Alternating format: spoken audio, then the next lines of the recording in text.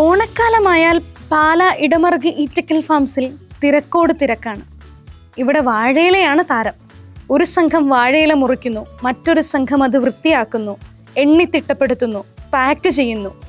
ഒന്നും രണ്ടും നൂറുമല്ല, ദിനംപ്രതി 30,000 വരെ വാഴയിലകളാണ് ഇവിടെ നിന്ന് ഒരു ദിവസം പറക്കുന്നത്. കേരളത്തിലെമ്പാടും മാത്രമല്ല, അങ്ങ് വിദേശത്തെ തീന്മേശകളിൽ വരെ ഈറ്റക്കൽ ഫാംസിന്റെ കയ്യൊപ്പുള്ള വാഴയിലകൾ നിരക്കും.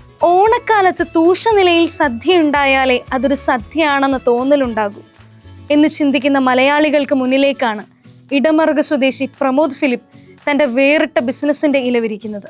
ദുബായ്, അബുദാബി എന്നിവിടങ്ങളിലേക്ക് ഓർഡർ അനുസരിച്ചാണ് ഇലകൾ കയറ്റി അയക്കുന്നത്. ഒരേ നീളത്തിലുള്ള 100 ഇലകളുടെ ബോക്സാക്കി പാക്ക് ചെയ്ത് വിടും.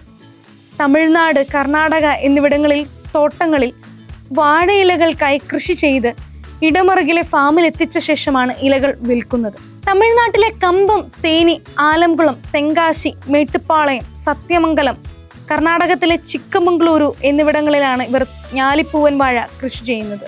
ഇലകൾ പാകമെത്തുമ്പോൾ മുതൽ മുറിച്ചെടുക്കും. ഓണ സീസൺ മുന്നിൽ കണ്ട് കൂടുതൽ സ്ഥലങ്ങളിൽ വാഴക്കൃഷി ചെയ്യുന്നതാണ് രീതി.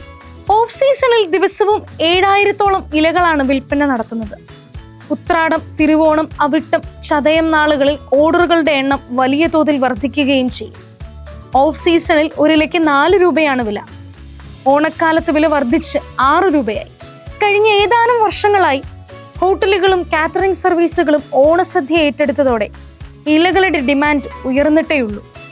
ഇക്കഴിഞ്ഞ വെള്ളപ്പൊക്കത്തിൽ കേരളത്തിലെ ഒട്ടുമിക്ക സ്ഥലത്തെയും വാഴക്കൃഷി നശിച്ചു പോയതിനാൽ ഓണനാളുകളിൽ ഇലയുടെ വില 100 രൂപ വരെ ഉയർന്നേക്കുമെന്നും പ്രമോദ് ഫിലിപ്പ് പറയുന്നു.